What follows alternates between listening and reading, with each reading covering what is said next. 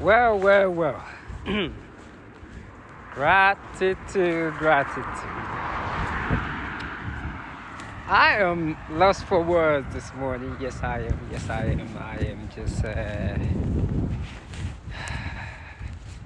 in that process of reality. Reality is one of those things that it can be very hard to deal with. I was sort of thinking this morning, and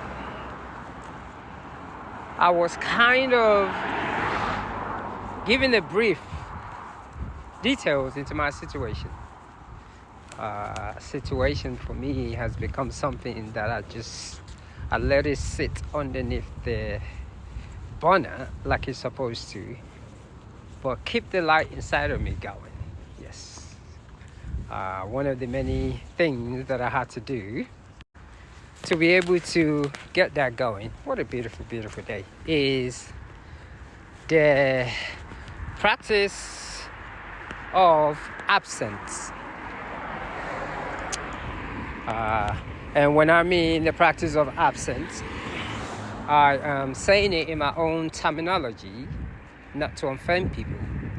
The practice of absence from pleasurization is actually very, very difficult to practice. But at that time, when you begin the practice of pleasurized limitation, you truly find inequalities. Inequalities meaning you are able to see your situation from a different perspective. You can actually just walk on this road. You are seeing it from a godly manner. Whatever you want to call this thing, God, energy, you are able to tap into it once you get hold of your pleasurite instinct. And that pleasurite instinct means comfort. During comfort, when things are not going the way it's supposed to, you can never find clarity. But when you begin to practice that absence of the pleasureness, you are able to see this thing called inner being, God, energy. For the past 8 years now, I have literally, more than 8 years, just get up in the middle of the night to stretch my body, read a book, write to myself. And I mean, anything that comes into my head, I write down, meaning my emotions. Whether the thoughts are negative, I wrote it down. There was a time I had real negative thoughts about myself. I wasn't in love at me. And falling in love with yourselves can take a long time. Sometimes falling in love with yourself requires you to lose every single thing that society tells you that makes you. Yes, you have to lose every single thing before you realize how unique, how powerful you are as a being. And when you get to that stage, you truly fall in love with yourself. And when you begin to fall in love with yourself, it doesn't matter how much people try to make you feel bad about your situation. You play a blindfold to it. I say this just because I respect every one of my brothers, sisters that have ever come into my path, assist me, give me advice. But I question some of the things, some of their advice, because I know unconsciously, what a beautiful day. Unconsciously, some of those things, their thought process is coming from an egoistic manner. I always say there's nothing wrong with smoking, drinking, overeating, eating less. I call it all energy. But some of those things, when you engage in it, you can never find clarity. You are always going to live in fear of something. It teaches you attachment. Everything that you own is attachment. So when you see other people who don't own what you own, you put them down. You talk anyhow to them. You show off. You forget at that moment. Something just blocks in your brain. You forget at that moment that you and that person, whether he's homeless, a billionaire, are all vibrating from the same energy. Because if anything happens right now, you both go in the ground.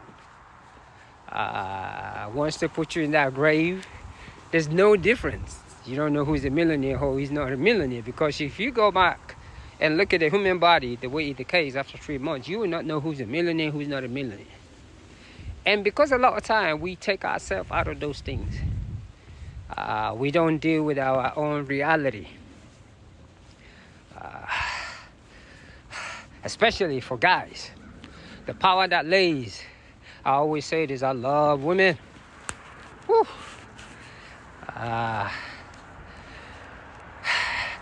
Seed release, I call it. It's one of the most beautiful things that I could say God created. Just the way women walk around. Oh my goodness. Women are just so beautiful. But when you control your seed as a man, it affects the way you think. You're not in fear. So literally when you control your seed, you're not ejaculating anyhow. And you're not smoking, yes. And you're not drinking. Your thought process is different. You are not in fear. In everything, no matter how dark it is, you still see that light. And I think a lot of people don't understand that, because practicing those things is called the brahmachari. It really gives you power. Not just physically, but in your mind. So getting up in the middle of the night, stretch the body for like 3 hours, and just breathing into that body, asking this thing called God for guidance, you can feel it. I heard a loud car coming. Yep.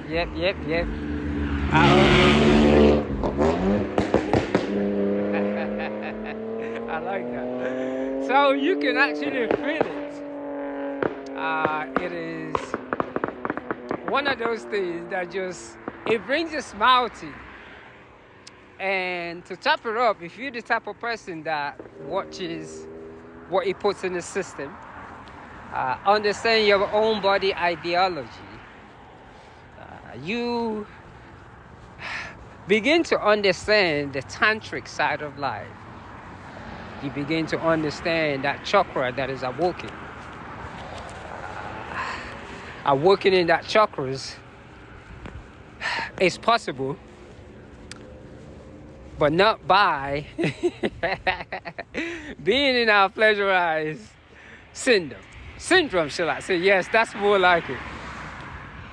So that to be said today is one of those things that I'm just sort of thinking of. Because I love our culture. We live in a beautiful culture, but yet we live in a culture that most of the energy is vibrated towards the pleasure.